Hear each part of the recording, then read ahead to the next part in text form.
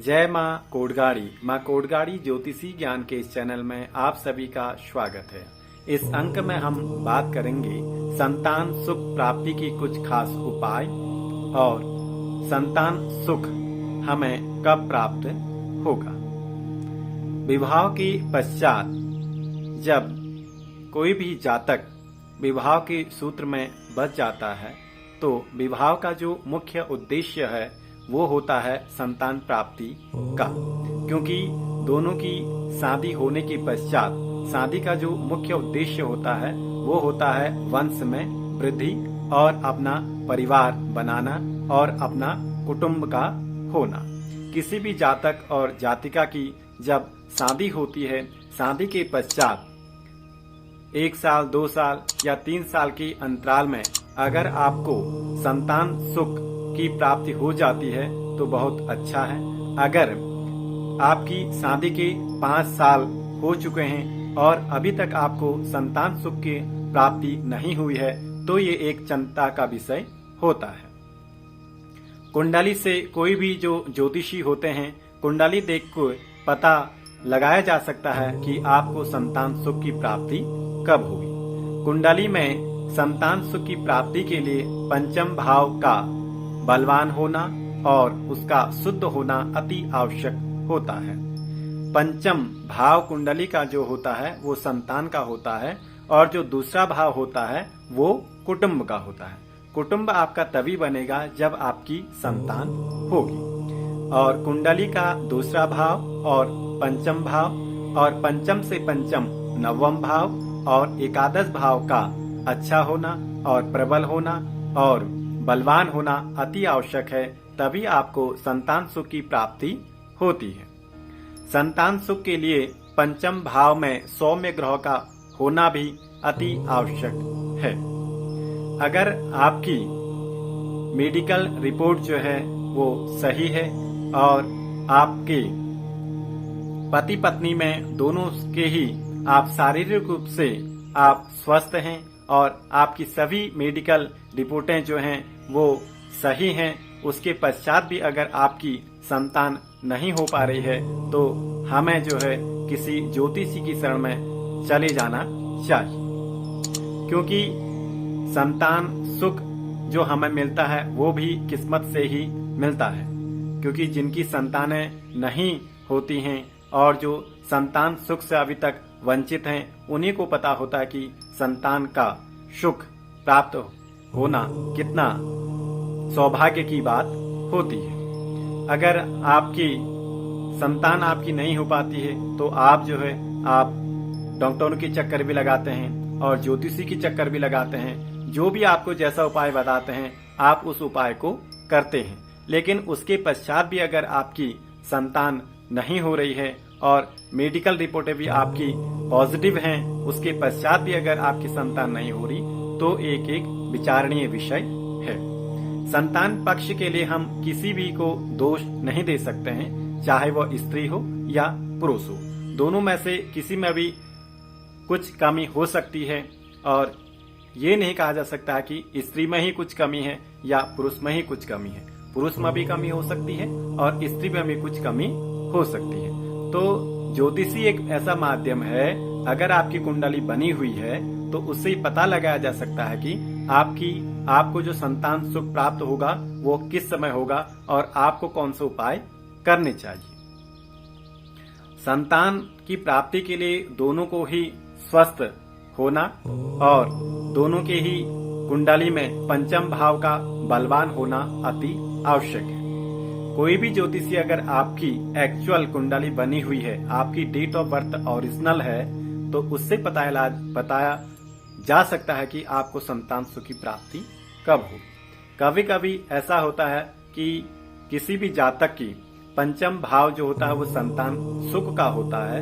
जब भी आपको पंचम भाव की महादशा अंतरदशा अगर आपका पंचम भाव बलवान है तो उस समय जब उसकी महादशा और अंतरदशा आती है उस समय आपको संतान सुख की प्राप्ति होती है। हमने अपने ज्योतिषी के 10-15 साल में देखा कि कभी कभी संतान जो है 5 साल में या 12 साल में और ऐसे विलंब से भी संतान का योग होता है।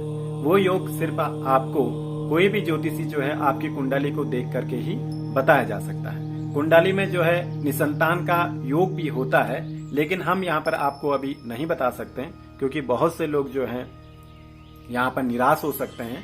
तो आप अपने निकटतमवर्ती किसी जो ज्योतिषाचार्य हैं, दैवज्ञ हैं, जो अच्छा जानकार हो ज्योतिषी का, उनके पास आप जाएं और उनसे अपनी कुंडली आप एक बार जरूर दिखाएं। तो आपको संतान सुख की प्राप्ति कब होगी तो वो दैवज्ञ आपको जरूर बताएंगे। अगर आपकी डेट ऑफ बर्थ आपको पता नहीं है या आपकी डेट ऑफ बर्थ ओरिजिनल नहीं है, तो आप अपनी हाथ की रेखाओं से भी पता कर सकते हैं कि आपकी कुंडली में संतान सुख है या नहीं है। कुंडली हस्त रेखा में जो होता है, जो हमारा ये छोटी अंगुली होती है, इसके नीचे बुध पर्वत होता है और बुध पर्वत में ही यहाँ पर जो होती हैं विवाह की रेखाएं, और यहाँ पर ही जो है संतान की रेखाएं भी होती हैं। तो वे जातक जिनके पास अपनी ओरिजिनल डेट ऑफ बर्थ नहीं है, वो अपना हाथ दिखा करके भी अपने संतान सुख के बारे में जान सकते हैं। तो आज का जो हमारा जो अंक है, ये संतान की प्राप्ति हम कैसे करें और क्या खास उपाय करें, और आपकी कुंडली में संतान का सुख है, आपका पंचम भाव कहीं अशुद्ध तो नहीं है, पंचम भाव में राहु ग्रह तो नहीं है, पंचम भाव में मंगल राहु की युति तो नहीं है, पंचम भाव में आपकी जो है गर्म ग्रह तो नहीं है। तो ये देख करके ही आपको बताया जा सकता है कि आपको संतान सुख की प्राप्ति कब होगी। बहुत सी बार ऐसा होता है कि 2-3 महीने में ही गर्भपात हो जाता है, और या कभी जो है मृत संतानें पैदा होती हैं। तो इस सभी चीज का जो निवारण होता है वो आपकी कुंडली देख के ही पता लगाया जा सकता है। तो ये तो हमें आपको कुछ विशेष बातें बताई। ज्यादा जानकारी के लिए आप अपने किसी निकटवर्ती ज्योतिषाचार्य से मिलें। अगर आप हमसे अपनी समस्या का समाधान चाहते हैं तो आप मेरे इस नंबर पर संपर्क कर सकते हैं और अपने कुंडली के द्वारा आप पता कर सकते हैं कि आपको संतान सुख की प्राप्ति कब होगी और उसके लिए आपको विशेष उपाय क्या करने पड़ेंगे। क्योंकि विभिन्न प्रकार के बहुत से लोग हैं, अलग अलग प्रकार की कुंडली में जो ये ऐसा तो नहीं हो सकता कि हर किसी का पंचम भाव में एक ही ग्रह हो, या हर किसी के पंचम भाव में मिथुन राशि हो या मीन राशि को हो। अलग अलग जातकों के पंचम भाव में जो राशि होगी, चाहे मेष राशि हो या तुला राशि हो, वृश्चिक राशि हो या मीन राशि हो, उस राशि के अनुसार ही आपको उपाय बताए जा सकते हैं।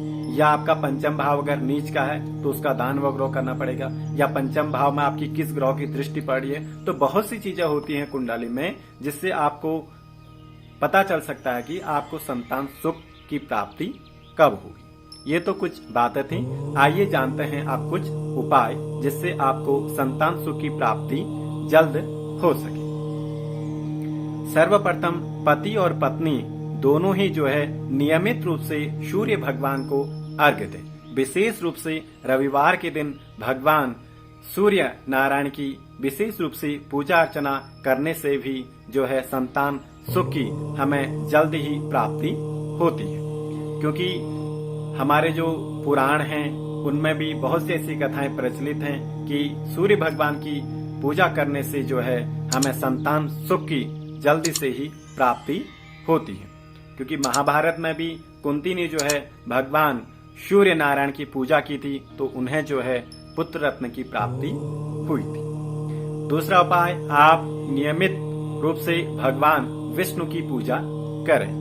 क्योंकि अगर कुंडली में अगर बृहस्पति ग्रह आपका मजबूत है तो आपको संतान सुख अवश्य मिलेगा, चाहे विलंब से मिले लेकिन संतान सुख अवश्य मिलेगा। इसलिए कुंडली में बृहस्पति का मजबूत होना या उच्च का होना भी अति आवश्यक है।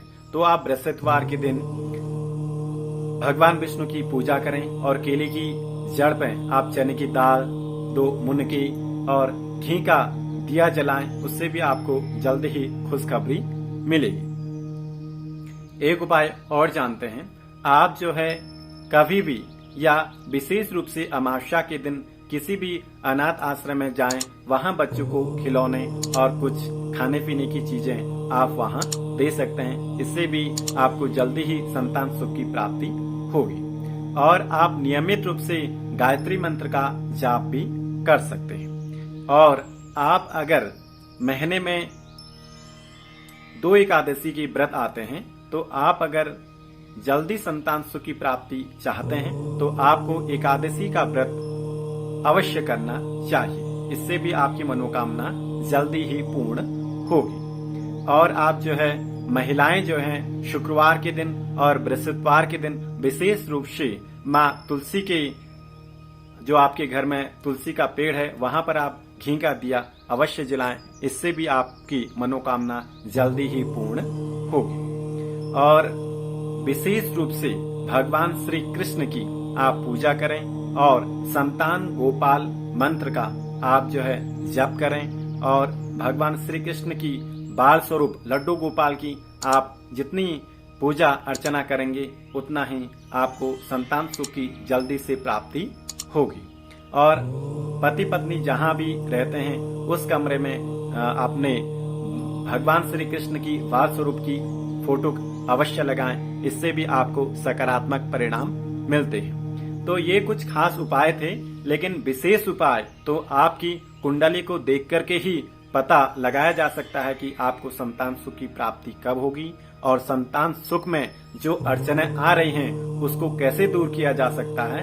ये तो आपकी कुंडली को देख करके ही कोई भी ज्योतिषाचार्य बता सकता है। और अगर आप अपनी कुंडली का विश्लेषण करना चाहते हैं तो हमारे इस नंबर पर आप संपर्क कर सकते हैं और आप अपनी कुंडली दिखा करके ये पता कर सकते हैं कि आपको संतान सुख से अभी तक वंचित क्यों है। तो आज के लिए बस इतना ही। आप मेरे वीडियो को ज्यादा से ज्यादा लाइक करें, शेयर करें और कमेंट करें। अगर आप मेरी वीडियो आज पहली बार देख रहे हैं तो मेरे इस चैनल को जरूर आप सब्सक्राइब करें और वीडियो को लाइक और शेयर करें। आज के लिए ही इतना ही। माँ भगवती आप सभी का कल्याण करें। जय माँ कोडगाड़ी।